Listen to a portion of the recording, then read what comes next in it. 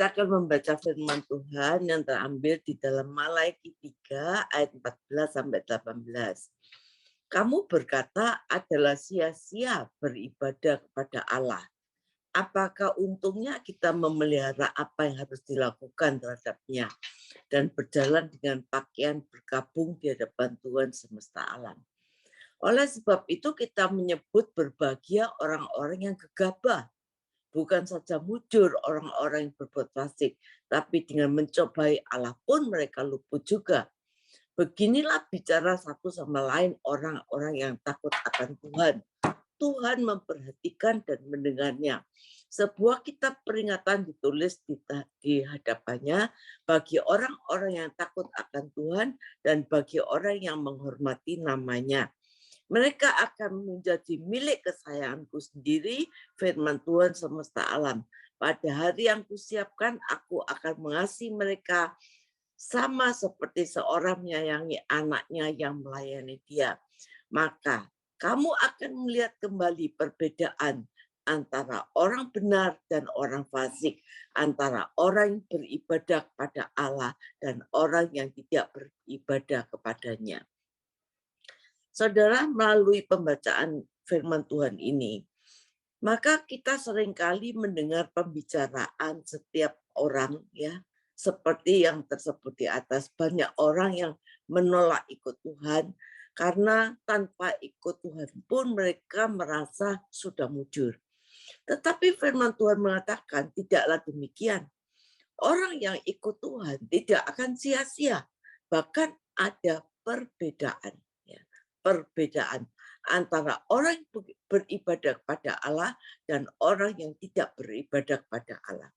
Kita lihat bagaimana jemaat Efesus, kalau kita baca dalam Efesus 1 ayat 3 berkata, terpujilah Allah dan Bapa Tuhan kita Yesus Kristus yang dalam Kristus telah mengaruniakan kepada kita segala berkat rohani di dalam surga. Jemaat Efesus memiliki kemerdekaan untuk hidup melakukan kehendak Bapa dan mengalami penggenapan rencananya. Karena di bawah pengayoman Rasul Paulus, jemaat Efesus menyadari jati diri mereka sebagai anak-anak Tuhan, memposisikan dirinya, hidup mereka sebagai anak-anak Allah, mempunyai hubungan yang sangat intim dengan Bapa di surga. Sekali lagi Alkitab memberikan satu penjelasan bahwa ada perbedaan. Artinya apa? Artinya ada keistimewaan antara kita sebagai anak-anak Tuhan, ya, dan dengan umat kebanyakan lainnya yang hanya melihat Bapa di surga itu sebagai Sang Pencipta. Sebagai anak-anak Tuhan, kita memanggil Bapa sebagai Bapa, ya.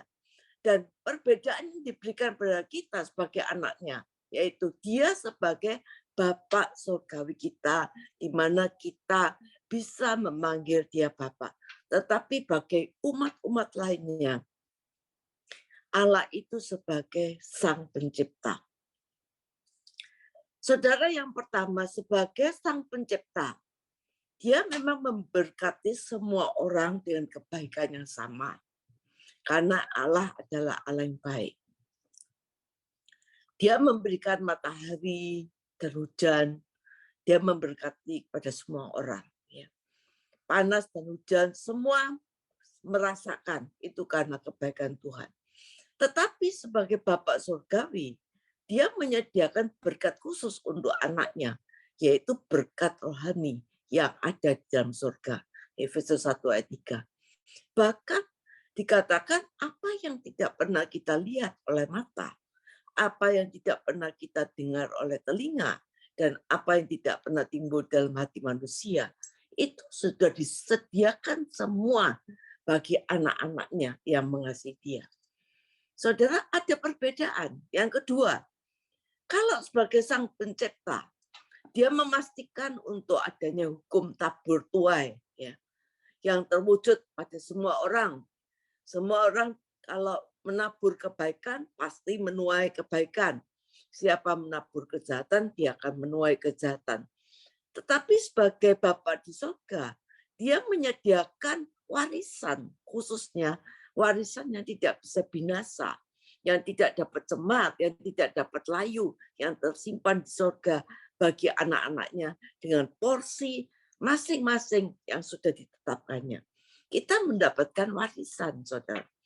Yang ketiga, sebagai pencipta, dia memastikan semua orang yang jerih lelah ya dan bertekun dalam usahanya akhirnya juga akan membuahkan hasil. Jadi pasti orang kalau punya jerih payah ya, punya ketekunan, berusaha, pasti itu ada hasilnya. Itu sebagai sang pencipta, Tuhan memastikan itu diberikan pada semua orang. Tetapi sebagai Bapa Surgawi, dia memastikan untuk anak-anaknya, kita sebagai orang percaya, ada perbedaan, ada kelebihan, bahwa anak-anaknya tidak pernah kekurangan yang terbaik yang kita butuhkan untuk kita berhasil. Kita dikatakan sebagai anak-anak Tuhan, kita tidak perlu khawatir akan hidup ini. Dikatakan bahwa apa yang kita akan kita makan, yang harus kita minum, yang kita pakai, memang semua bangsa-bangsa ya pada umumnya mencari semua itu, yaitu yang orang-orang yang tidak mengenal Allah mencari semua itu. Tetapi bagi kita sebagai orang percaya, Bapakmu di surga tahu semua keperluan kita dan Dia menyediakan segala keperluan kita. Sampai Dia bilang, kalau burung di udara saja dipelihara Tuhan, apalagi kita sebagai anaknya, pasti Tuhan pelihara di dalam segala situasi, musim, keadaan, Dia tetap pelihara kita. Yang keempat, sebagai sang pencipta, Dia mendengarkan setiap doa yang dinaikkan umatnya. Tapi sebagai Bapa Sorgawi, Dia mengetahui sebelum kita menaikkan doa kita, Dia sudah tahu semua kebutuhan kita dan Dia sudah menyediakan sebelum kita memintanya. Apalagi kalau kita memintanya dengan sungguh-sungguh dan dengan iman, pasti Tuhan berikan. Yang kelima, sebagai pencipta, Dia menetapkan untuk semua orang ada dalam kendali hukum alam. Tetapi sebagai Bapak Surgawi, Dia akan melatih anak-anaknya untuk hidup dalam hukum iman dan menjadi penakluk segala hukum di dunia ini. Jadi bagaimana Tuhan melatih kita untuk kita senantiasa hidup dalam iman. Melalui proses-proses yang Tuhan izinkan terjadi, itu melatih otot-otot iman kita. Supaya apa? Kita mempunyai iman yang kuat, sehingga kita menjadi penakluk segala hukum yang ada di dunia ini. Yang keenam, sebagai sang pencipta, Dia menetapkan semua orang hidup berdasarkan kebebasan untuk mengambil keputusan. Semua orang boleh bebas mengambil keputusan apa yang mereka mau. Kita tahu bahwa pengambilan keputusan yang kita ambil itu menentukan masa depan kita. Tetapi sebagai Bapak Surgawi, Bapak kita ya, Dia memberikan Roh Kudus untuk melatih kita agar kita ini hidupnya bisa secara akurat ya, selalu memunculkan respon yang menunjukkan jati diri kita ya sebagai anak Allah, dan Dia memberikan sebagai Bapak memberikan hikmat kepada kita sesuai firman Tuhan, atau bagaimana kita sebagai anak-anak Allah untuk menjadi garam dan terang dunia di dalam dunia yang penuh kekerasan ini. Jadi bagaimana melewati segala perkara dalam kita mengambil keputusan, Bapak di Surgawi sanggup dan bisa berbicara kepada kita melalui firman-Nya. Yang ketujuh, sebagai pencipta, Dia menjaga semua orang ya, dalam batasan hukum alam. Tetapi sebagai Bapak Surgawi, Dia mengirimkan malaikatnya untuk menjagai anak-anak yang dikasihnya. Malaikat Allah berkeliling di sekitar orang yang takut akan Tuhan. Malaikat Tuhan menyertai kita seperti yang kita ambil dalam Mazmur 91. Bagaimana kita tidak akan pernah tersandung karena ada malaikat yang menyertai kita. Memang kemalangan orang benar banyak, tetapi Tuhan meluputkan dari semuanya. Yang kedelapan, sebagai pencipta, dia akan menguatkan setiap orang supaya bangkit dari keterpurukannya. Tetapi sebagai Bapak Surgawi, dia memastikan untuk setiap kali anaknya menghadapi suatu tantangan untuk menjadi lebih perkasa. Tantangan itu membawa kita naik dari sebelumnya. Tantangan itu membuat kita bisa melihat Tuhan yang sesungguhnya. Seperti yang dialami Ayub. Bagaimana dia tidak melihat Tuhan lagi dari kata orang.